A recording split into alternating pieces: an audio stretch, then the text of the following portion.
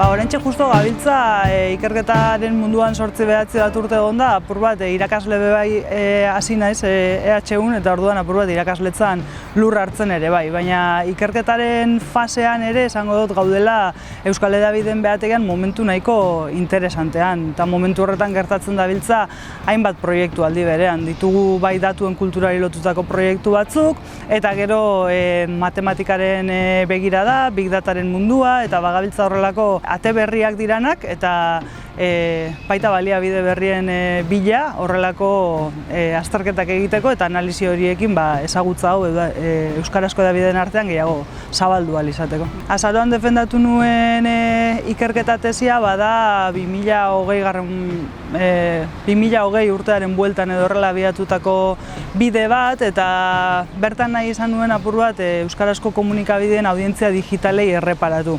Eta horretarako web trafikoan oinarritutako neurketak zertat diren, nola egiten diren aztertu nituen, baina horretaz gain baita ere diagnostiko bat, analitika digitala, nola erabiltzen den euskarazko hedabideen sektorean, eta horiei laguntzeko ikerketa ekintza aplikatu bat ere bai. Orduan 8 bat hedabide hartu genituen, eta 8 horiekin implementazio lan bat egin zen, analitika digitaleko neurketa sistema berriena konfiguratuta. Eta baita ere saiatuz, edo hobesan da urratsa emanez, neurketa estandar bat zabaltzeko gainontzeko euskarazko komunikabideetara. Orduan hortik atera da nolabait analitika digitala modu estandar batean universalizatzeko gidalerroa, eta hori aplikatzen gabiltza azkenengo hilabeteetan, eta hortik aurrera egingo diren urratsak ere lantzen. Ze orain arte hitz egin dut web trafikoaz, eta hori da webgunetan gertatzen dena soilik, baina ezin dugu ahaztu gaur egun komunikabideak sareko beste hainbat euskarri eta kanaletan ere zabaltzen dirala. Izan sare sozialak, posta buletinak, eta podcastak, eta bestelakoak. Orduan bagabiltza lantzen tresna bat bakarrik neurtzetik ingurune digital osoa neurtzera pasatzeko tresna berri bat. Eta gainera kasu honetan lehenengoa eginda analitika digitalarena beste tresnak erabilita, Google erabilita, besteak beste, edo gehien bat, eta orain garapen propioko tresna batera pasatu gara bertan integratzeko aldagai eta adierazle guztiak. Orduan apur bat, datuen egitura bat sortzen, zabaltzen, horren pedagogia egiten, azaltzen, eta gero ez da soilik tresnak sortzea, bada baita ere tresnak erabiltzea, eta orduan hori xaxatu nahian edo horri lagundu nahian.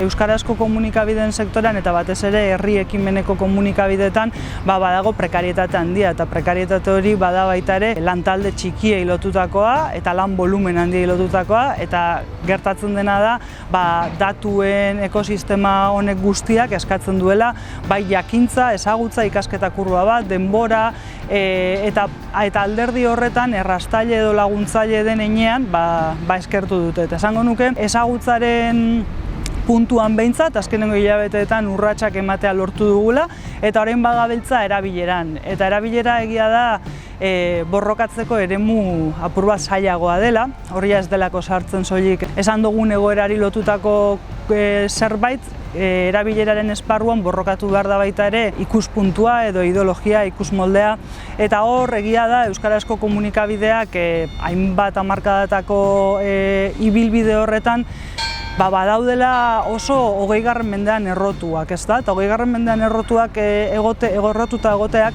zer esan nahi du? 20. mendean errotuta egoteak esan nahi du komunikabide molde tradizionalen pentsakera egiteko modu eta horien dinamikak oso barneratuta dituzten bai lidertza talde eta bai erredakzio talde osoak badirela. Orduan hor buelta bat ematea eta hori gaur egunera ekartzea bada lanketa bat egin beharrekoa, eta esango nuke badala gainera egindako azken azterketetan oso nabarmen geratu dena.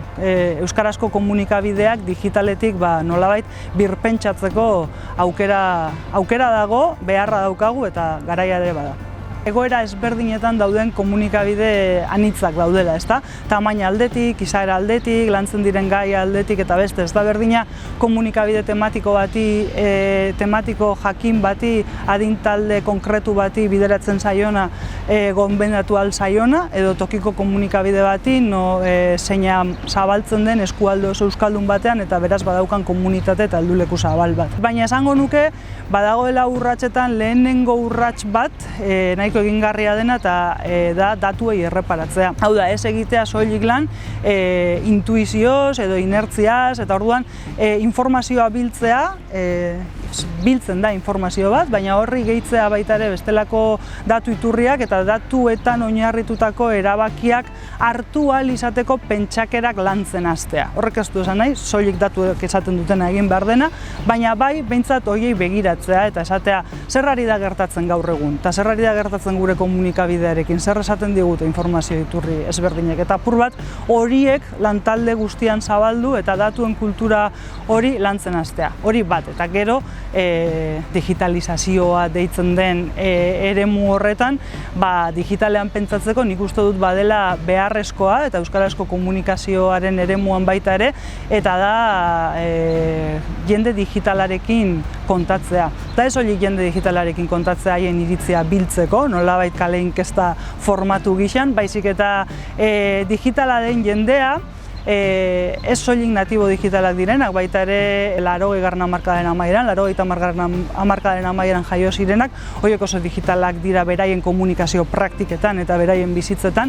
Horrelako jende moldearekin kontatzea bai erabakiguneetan, bai gogo eta estrategikoko espazioetan, eta apur bat ez zait gaztetu hitza gustatzen, ez talako gazte eta zahar afera bat hau, baina bai digitalizatu. Hitzartzeak digitalizatu pentsamoldeak eta apur bat aniztasuna sustatu horrelako espazioetan. 2020tik hona, azken 3 urtetan, esango nuke, sortu dirala orduan existitzen ez ziren dozenaka edo gehinaka podcast euskaraz, sortu da primeran plataforma baita ere, sortu dira edo eskaintzen hasi dira komunikabide pila bat, adibidez mugikor bidezko alerta eta jakinarazpena, kontsultarako, orduan 3 urtetan gauzak mugitu dira eta aurre ikusten da datozen 3 urtetan eta datozen hamarkadetan ere ala segitzea. Hortaz, hori badago alde batetik eta gero datuen analizian ikusten dugu baita ere azken 3 urtetan Hego Euskal Herrian esaterako streaming plataformen harpidedunak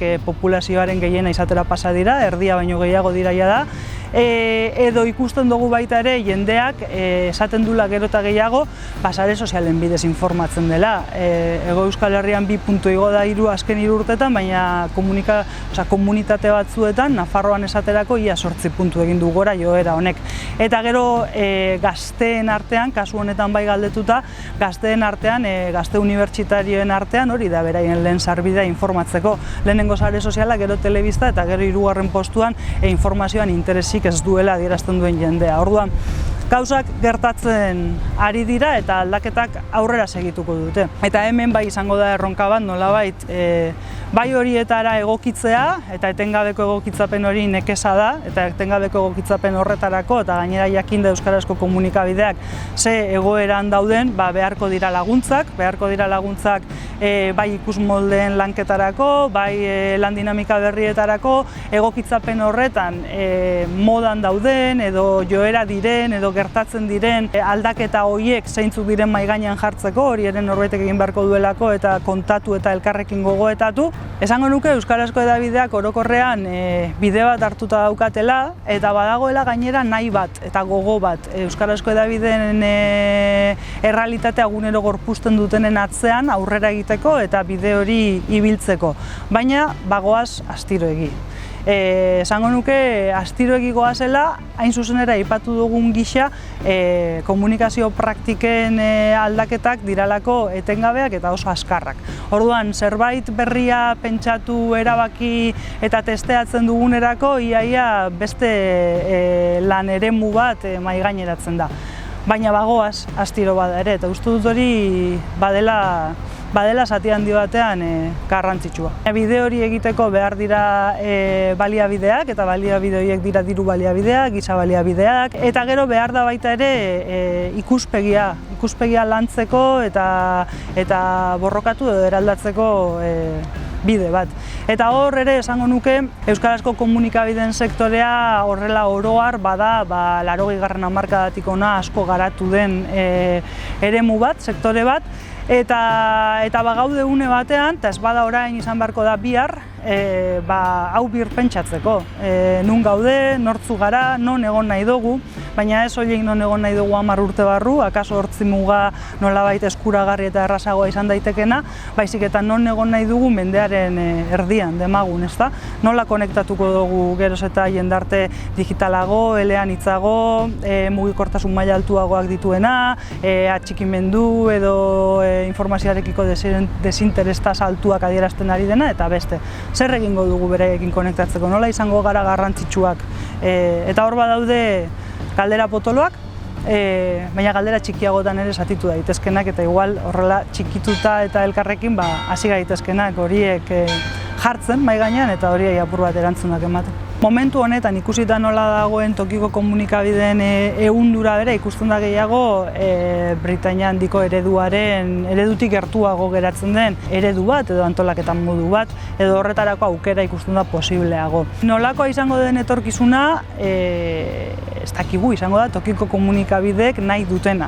Eta tokiko komunikabideek nahi duten hori pentsatu beharko da euskarazko komunikazioak, euskarazko tokiko komunikazioak behar duenaren edo galde egiten duenaren parean. Jabetza handien eredua ez da izan euskarazko komunikazioan edo ez da ere Euskal Herrian eredu oso zabaldu bat, herri ekimeneko komunikabideen izendapena berak badauka izaera bati lotutako izena, eta hau izango da prozesu bat, gogoeta bat beharko duena, eta baita ere datozen aldaketek eramango dutena, akaso leku batera edo bestera lerratzera.